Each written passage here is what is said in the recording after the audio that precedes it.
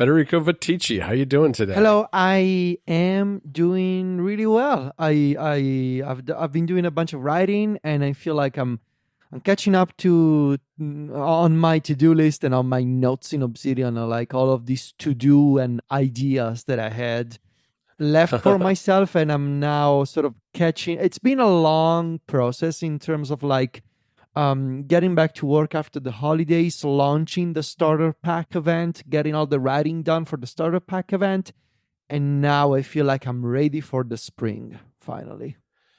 I am too. Despite all the snow, I am very ready for the spring. I've been doing some of the same things, going through some things that have been on my to-do list for far too long, which is nice to get all that cleared out. We're going to talk today. We're going to continue our episode about new apps that we're trying or revisiting. And this episode, Federico, is brought to you by Wealthfront and Instabug. So you'll hear more about those a little bit later. So why don't we talk about some of these apps? Because I've been using an awful lot of apps these days. I mean, we covered a bunch last time, and I'm still using Raycast a lot, and some of those other apps that we talked about, like MimeStream and Triage and Matter and so forth. What have you got for me today? What do you want to add to your list? Well, I feel like you've been testing more new apps than me, but I maybe have been playing around with my home screen setup a bit more. So I want to start. I want to start from an app that we mentioned multiple times on Mac Stories before, and the app is Launcher. So I'm playing around with Launcher again for a simple reason. I am very annoyed at the density of the shortcuts widget right now. Yes. I have this problem. I have more shortcuts that I want to use on a regular basis, which means that I want to access quickly than I have room for on the first page of my home screen. That is, if I want to keep the icons for the apps that I also want to launch quickly on a regular basis. So I can have both, basically, with the current design of the shortcuts widget. We've actually been chatting about this in the Cloud Mac Stories Discord with Lachlan, one of our moderators, back in the iOS 12 days, that before iOS 14 widgets. The shortcuts widget was an old school today page widget, and it was so much more dense, its layout, than it is right now. Like you could fit like 8 shortcuts in the same place where now you can only fit 4 of them. And Lachlan said, we didn't know how good we had it until we lost it. And that is absolutely the case. But essentially, yes, that is my problem. With the medium-sized widget for shortcuts, that's the rectangle-shaped one, you can only put 4 shortcuts in the widget. Mm-hmm. With the large style widget, you can only put 8 of them. And those are huge buttons in the same space where I feel like I could comfortably fit 16 shortcuts, so double the number of shortcuts. Yeah, you might even be able to do 3 in one of those current buttons. But yeah, I agree with you. You could at least double everything. I could at least double that. So, and I'm really annoyed by this, and I tried multiple configurations. I tried stacks, but the stacks never really stick for me because I keep... Yeah, I was going to say, I wanted to introduce you to my good friend Stacks because... I keep forgetting that they exist because I don't see them. But what if you had one that was only for shortcuts and you could just kind of flick between them and find the one pretty quickly with it? That's my problem. I just want to tap a button once. I don't want to have the extra interaction. Yeah, I get it. I don't want to have the extra swipe and having to remember, right? I want to have something that is always in the same position, always in the same spot that I can press.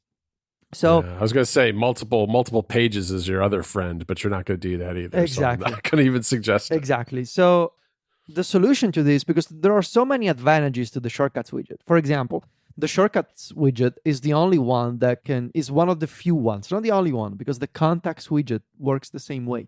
It uses private APIs to run shortcuts in line within the home screen. Meaning, with the shortcuts widget, you can fully run any shortcut, even if the shortcut requires a keyboard input or user interaction, like choosing from a list.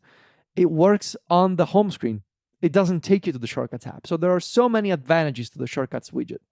But until Apple fixes it or redesigns it or allows users to have more shortcuts in the medium style or large style widget, if I want to have all the shortcuts that I want to have, but also the icons for apps that I want to launch from my one home screen page, something has to change. So I have gone back to using Launcher, a medium style launcher widget, to trigger my shortcuts from the home screen. The advantage of this, I can fit, let's see, how many do I have here right now? I can fit 12 widgets. Right now I have 12. I could do 16 too, but I can fit 12 widgets in a medium style rectangle widget.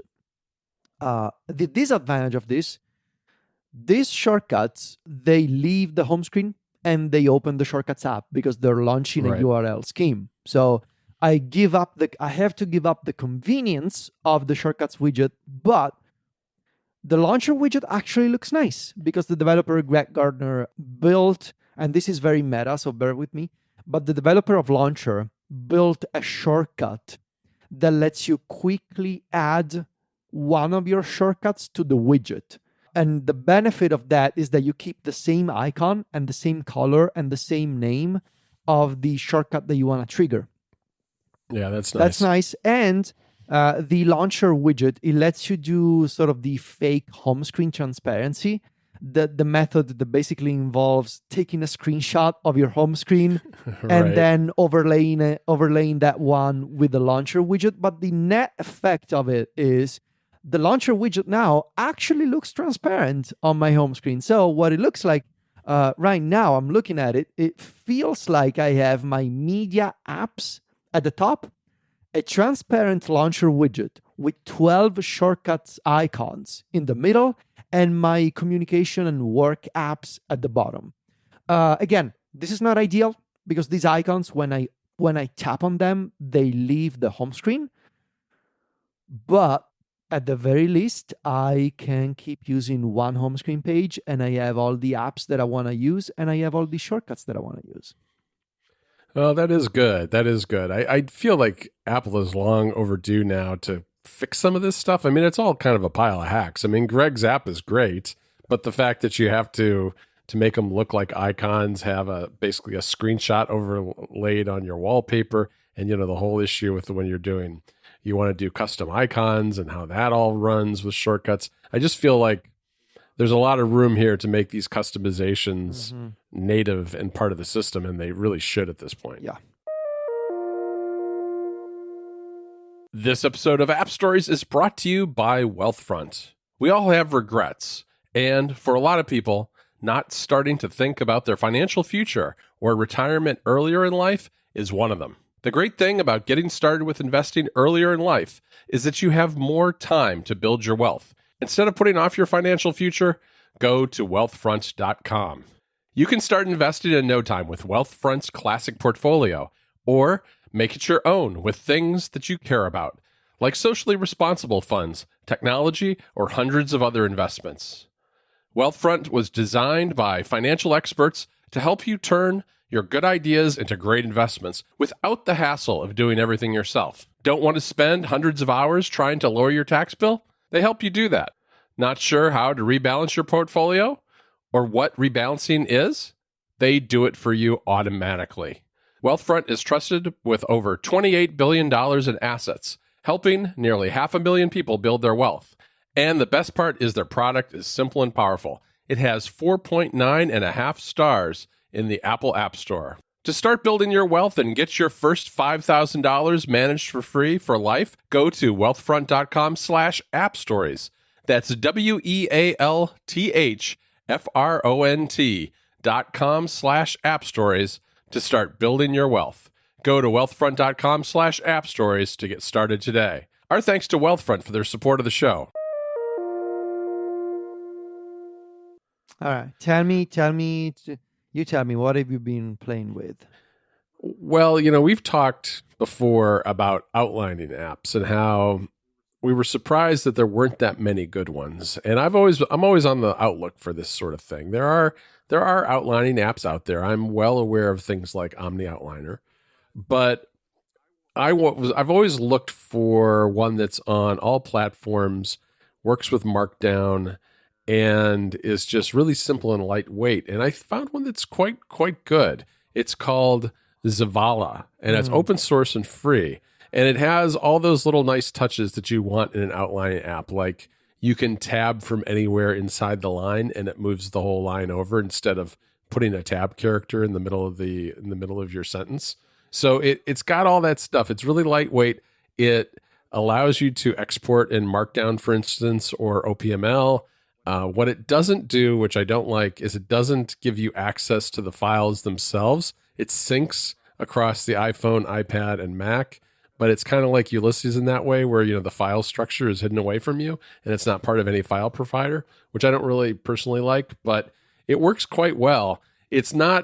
Ultimately, it's not an app that I'm going to use on a daily basis because my outlining and note-taking needs are really pretty well met these days by Obsidian. But if you're looking for an app that's free and does a nice job doing quick outlines, this is a really good one to take a look at because you can get everything out of it too as Markdown, which I like a lot. Yeah, I played around with that app and I think it's very nice. I do wish that it worked with the document system on iOS and iPadOS. I tweeted to the developer. I was talking to the developer about this, and basically they mentioned how it was hard to build a document-based, sort of document browser-based app because of I believe they said the iCloud collaboration features were a problem, which is something that I want to investigate. Like, is it really impossible to build an app with the document browser that also has iCloud collaboration built in? I want to look into that. But I'm trying to think if I know of any apps that have collaboration that expose their files to the system. And I can't think of any off the top of my head, but I don't know that many apps that use that share functionality, which this one does. Right. John, can you tell me, because I see this in your list and I am curious to know more. Can you tell me how you actually use Hook for Mac? All right. I don't use Hook a lot, okay, but I am intrigued by it. All right. It is an app that I guess the best way to describe it is as a way to extend deep linking on the Mac. So, there are a lot of apps that expose their URL schemes and allow you to link to documents directly. And I wrote about that as part of our starter pack and how I'm using that. Not all apps do a good job of this, though, including some of the ones made by Apple. And Hook is an app that works a little bit like something like Alfred or LaunchBar, where you invoke it with a hotkey, and it will generate, if it can, a link to a particular document that you've got that has the focus. And you can do a couple of things. It goes beyond just what you would think of as deep linking, where you have a link that then opens up that document again. You can actually link multiple things together. So I might have a calendar appointment open and a Safari tab and an email message, and I can create links for all of those and associate them with each other, so that then when the next time I'm in Hook, I can be in one of those apps. Like maybe I'm in my calendar, I can invoke Hook, and then I can see that Safari tab and that email message again that are both linked to that, and then very quickly reopen those documents as well. So it lets you do this, and it's bi-directional too, just like how a lot of these note-taking apps are doing bi-directional linking too. So it gives you a way to hook, and that's where the name comes from, hook all these things together that is really unique and powerful. The big problem, as far as I'm concerned, is that there's not an iOS and iPadOS version. And I don't, they're working on one, and they say my sense is it's coming relatively soon, but I'm not sure how well these things are going to work cross-platform, because not all developers do a good job of having their URIs kind of cross-platform. Some have them on one platform, not on the other. It's a little bit of a mess that way. So we'll have to see. I mean, there are apps that have the same schemes on all platforms, which is one thing I like about Obsidian, because I can click on an Obsidian link and it'll open on my iPhone or on my Mac, no matter what. So, and there are a lot of other apps like that as well, like Agenda, for instance. But Hook lets you kind of create these multi-document sets together and also create links for things that aren't easily exposed, like, for instance, calendar events. So you got something like a what does it look like? Like hook colon / something? Yes, and then it has right, and then it usually has some sort of UUID involved and that sort of thing. But yeah, that's how it basically works, and it's all in that kind of HUD system that you get with like something like Alfred, where there's not a lot of UI to Hook. I mean, it sits in the menu bar, and I think that, to me, that's one of the reasons it's hard to get into and use initially, is that it's a little hard to know when things are hooked together. Like you don't have there's no indicator when you go to one of these documents that it's hooked to something else. You have to invoke Hook and then look to see what's hooked to it. So I have been using it sparingly, mostly because I do like to have things work cross-platform, but it is handy once in a while, especially with things like, I don't know, you can make links very easily to the Notes app, which doesn't expose that either, and drop it into some other place and access it really easily. So that's how it works. Nice. I gotta look into that too. The next app I want to mention it's actually something that I'm revisiting myself again. Long time Mac Stories favorite. We mentioned it on App Stories multiple times over the years. I'm back on using Good Task. So am I. Yeah, well, the thing is, and this may change with iOS 15.4 because of the new tagging capabilities for reminders actions in shortcuts. But the thing about Good Task is it's got that Kanban view that is just so good. Like you can have this board, it's called a board view in Good Task. You've seen this Kanban mode in Trello famously, but also, for example, in the Kanban plugin of Obsidian. You may have seen it in other project management tools. Todoist has one. Everything has a board view these days. And Good Task lets you have a board view for your reminders, and it's glorious because it lets you, in my case, it lets me visualize my upcoming 5 days on a board. And on each day is a column basically. And each day I can see all of my reminders and calendar events ordered by due date or start time. And it's amazing because you can drag and drop. You can very easily and visually drag and drop reminders between days to reschedule them. Right. So you don't have to open an inspector, for example. So the board view is really incredible. And even better, this is really what sold me on it. You can have board view as an Excel widget on the iPad home screen. So that on the home screen, I can see multiple days at a glance and all of the reminders. And what's incredible about the reminders system as a task management system is those reminders that I create from my iPhone or from the Apple Watch or via the HomePod, they sync in the background thanks to iCloud to my other devices. And so even if I created a reminder by dictating it to my Apple Watch a few hours ago, when I'm working on the iPad Pro, I see it on the Excel widget in the board view on the home screen. That kind of integration is really incredible. And the work that sort of the extra features that Good Task offers on top of reminders are seriously fantastic for power users. But something that I'm also appreciating again, and when I mention again, I do mean it in the sense that I reread my own articles and your article too, John, from last year about this topic, quick actions in Good Task. Oh, yeah. Good Task, they're so good. And I took inspiration from the things that we wrote ourselves last year. We write so much that sometimes we forget and you read your own thing. You're like, oh, look at this guy. I was being smart at the time. Right. This happens to me all the time. It does to me but too. But basically, Good Task has this macro system that lets you create actions that chain together multiple steps, basically. So you can have a quick action that is like, okay, take this reminder, reschedule it to tomorrow, and make it due at 2 p.m.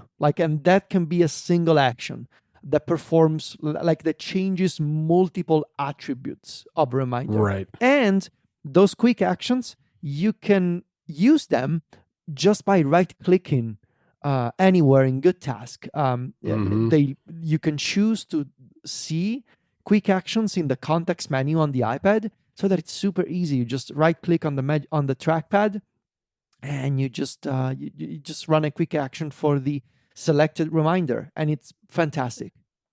Yeah, you can even build UI with this tool. I mean, I have one that's called Day, and when I invoke that one, it shows me Monday through Sunday, and I can just pick a day to reschedule something. What else do I have? I have my short list, which makes things a top priority and gives me then I have a smart list that just shows me the most important things in my day. I have one I call it Kick, which it just kicks the task to the next day because I'm not going to get to it. I have one that simply moves it to today. It might be on some other day, moves something to today. I have another one called Defer, which just you pick a number of days and say, I want to push this out 10 days, and it automatically redoes the date for that. Another one that picks the time, which is another one with UI where I have kind of late morning, late afternoon, and then evening time set where I can kind of break my day into thirds depending on what I want to get done at those different times of the day. So a lot of things you can do with that. And I use the Kanban board a lot too. I use 7 days because I like to do this a lot on the weekend where I can kind of take an overview of my upcoming week, move things around and balance it out a little better. Because, when there are things you don't get to, a lot of times I just push them and I don't really pay much attention at the time as to where I'm pushing them to, other than I know it's somewhere in the beginning of the next week. And so oftentimes I'll end up with way too many things on a Monday or a Tuesday, and I have to spread them out a little bit. So the board is perfect for that. This episode of App Stories is brought to you by Instabug. Building mobile apps presents some challenges, and bugs, crashes, and performance issues can be a nightmare for developers. But what if you could not only detect these issues, but also get a holistic understanding of the quality of your app from your user's point of view? Instabug's lightweight SDK grabs all of the insights you need to build top-quality apps through comprehensive bug and crash reports, performance monitoring, and real-time user feedback, all in one SDK. With Instabug, you can continuously monitor and measure the performance of your app as perceived by your users. Empower your users to report issues and ask questions seamlessly right inside your app.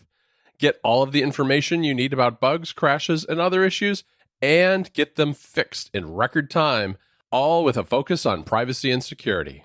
And you don't need to worry about the hassle of switching to a new tool. It only takes a minute to integrate Instabug into your app, and it fits right in with your workflow, with support for Jira, Slack, Trello, GitHub, Zendesk, and over 10 other popular tools.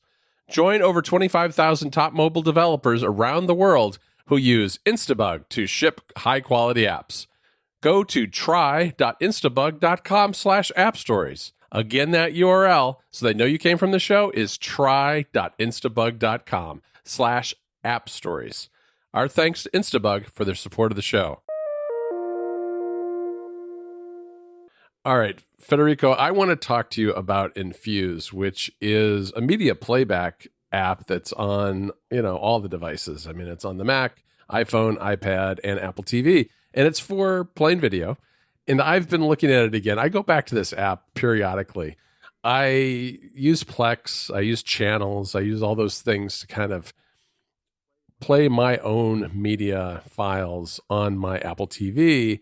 And I've been experimenting with ways to automate that. And one of the things that Infuse does extremely well is allow you to just point the app at a folder that's somewhere on your network and then play stuff from it. So, I mean, you can basically have an automatic, pretty close to automatic shuffle play. So if, for instance, you set up an automation to download music videos that you want to watch later, or maybe it's just YouTube videos that you just like to lean back and watch them on TV, you can download them with something like Downy. And I'll have more, I'm going to write more about this later in the next month or two, but Infuse is a great way to do that. So I've been revisiting that app. Nice. I really love the app and the way that the way it looks. Yeah, good Good design. design. So I want to mention sort of the last thing that I've been testing, and I wish that I had more time, but just this just came out a couple of days ago, and I didn't know about it, so it caught me by surprise. Soar, the Apple Music client for iPhone, is now available on iPad. And this is an iPad version that has been teased by the developer for the past couple of years. I remember we first we originally covered Soar 3 years ago. We mentioned it again. We gave it an award, I believe, a MacStory Selects award 2 years ago. 2020. Yeah, 2020. Yeah, I think it was 2020. 2020 because of the iOS 14 widgets.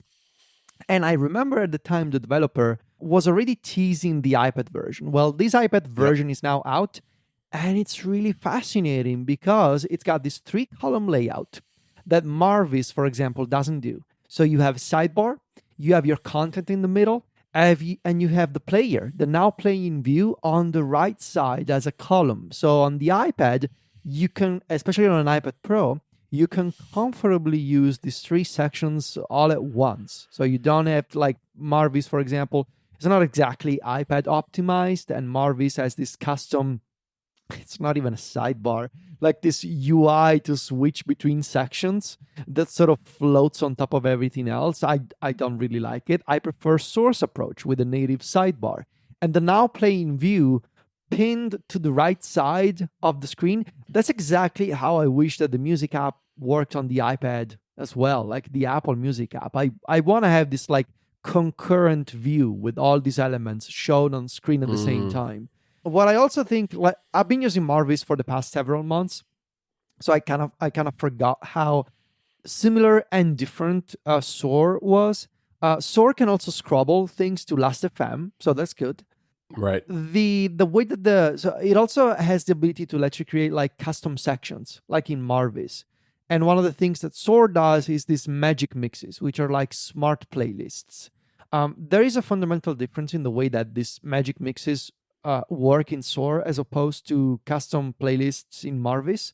In Marvis, you can immediately shuffle those sections from the home screen, from the main screen. You can just tap and hold on the title of a section, and you got a bunch of options like play, shuffle, whatever. In Soar, the title is not clickable in the main screen, so you gotta open the section, and then you will find a play button and a shuffle button. I prefer the way that this works in Marvis. I think it's a bit faster, but I prefer the UI of Soar. I think it's more native. I feel like it looks a bit better on iPad, especially than Marvis. And what I have discovered is that it seems to refresh my Apple Music sections better than what Marvis does. A quick test that I did was like my recently played section. Okay. I played a song in the music app, in the Apple Music app on my iPhone. In the recently played section in Marvis, that song did not show up. It was not actually a song. It was a song from an Apple Music playlist, one of the curated playlists. In Soar on the iPad Pro, it showed up immediately. So I wonder if Soar is doing something different than Marvis in terms of like keeping your like recently played data, in sync between devices. But that's a thing I noticed. So I don't know. I want to spend more time with it. I also should say that I've built like a very good collection of sections in Marvis, and switching again. Yeah, I know. I kind of don't want to do it, but I need to test this iPad version more, basically. Yeah, I do too. I mean, I'm not sold on it. I'm not sold on the UI myself, just because I feel like it's a little busy. It's just so much data there. I mean, I get why that's convenient to have that there next to the player, but I do kind of like the minimalism and sleekness of Marvis for that reason. That's one thing I like. I did run into a bug where a couple of times where I was playing something in Soar, it just didn't advance to the next song, and I'm not sure what was going on there. But yeah, it's a good app. There's no doubt about it. And I do think it's nice that it's finally on the iPad. One thing that's really interesting, speaking of music apps, is I recently was following some developers on Twitter, And I didn't realize that a lot of the playback APIs that are available to developers on the iPhone and the iPad are not available on the Mac, the more modern ones, I believe. And it really explained a lot to me. I have to look back and see if I can find the tweets, but it explained a lot to me because an awful lot of these apps are not on the Mac. And that's a shame. I really hope Apple builds out that API so that we see some of these iPad and iPhone apps on the Mac. Because I know, for instance, like Doppler, which is on the Mac, that is an entirely, it's not like a Catalyst app at all, I don't believe. I think it's fully AppKit and uses different APIs to make that happen that are different than on iOS or iPadOS. But in any event, that's a bit of an aside. I should mention something that, if you're into keyboard shortcuts, I think is pretty useful. It's a free utility from the Devon Technologies folks who make DevonThink, and that is called Word Service. And Word Service is just a bunch of text transformations that you can do as services on the Mac. And the reason I wanted this, it does things like you can do date stamps or time stamps, all kinds of different things, or change things to title case or capital case or all capitals and that kind of thing. And what I like about it, there's a long, long list, and I deactivated most of them because I was looking for just a couple of very specific things. And which you can do in the keyboard section of system preferences. But you can then, of course, also there assign keyboard shortcuts. And then I use that to then assign those keyboard shortcuts to my Stream Deck. So it's very easy for me to do things like hit a button and create a timestamp. And I think from some of the shortcuts I've showed you where that's going, because I was looking for a way to very quickly create a timestamp that's as close to immediate as possible. Because, for instance, if you can create a timestamp using shortcuts, activate a shortcut, but the shortcut actually takes a little while to run. I mean, it's not like really long, but you're going to be a couple of seconds off probably, depending on how long it takes for that to actually activate. This service is almost instantaneous. So that's something I've been using. And if you have various text transformation or time stamping and date stuff kind of needs, that's a great way to do it. And it's free and available on the Devon Technologies website. I don't know. What else, Federico? You finally got me to use Parcel. Oh, finally. I mean, that's... Finally, I know. This is like, I'm the last one on this bandwagon. But it is a very good package tracking app. And I've been, it does a very good job of pulling in Amazon in particular automatically once you've signed in. It does well with Apple packages, I know too. I didn't really start using it until after the holidays, and I've had fewer packages coming to the house. But yeah, it's been working really well for me, and I it's on all the platforms, so worth checking out. I did have that moment where I didn't set it up right initially, and I had this long list of things because it sends you notifications like of every potential step in the process where something is like, it arrives in this city, it's on a truck, it's in a warehouse, that kind of stuff. And so I switched it so that it's just like the most recent, basically. So it's a little bit more manageable in terms of the data that it's showing at one time. But it's a good app if you haven't tried it before. All right, Federico, I think that's it for apps for now. We're going to have to come up with some new topics next week. I mean, if you want to hear more about our impressions of universal control and the changes to shortcuts and some other things, music as well, we talked about those during the pre-show of App Stories Plus that you can subscribe to at appstories.plus. It's a longer version of the show that's delivered a day early on Sundays, and it's ad-free and has high bitrate audio. I want to thank our sponsors for this episode too. That's Wealthfront and Instabug. You can find me and Federico over at MacStories.net and Club MacStories. Federico is on Twitter and Instagram where he's at Viticci. That's VITICCI. And I'm at John Voorhees. JOHNVORHWS. Talk to you next week, Federico. Ciao, John.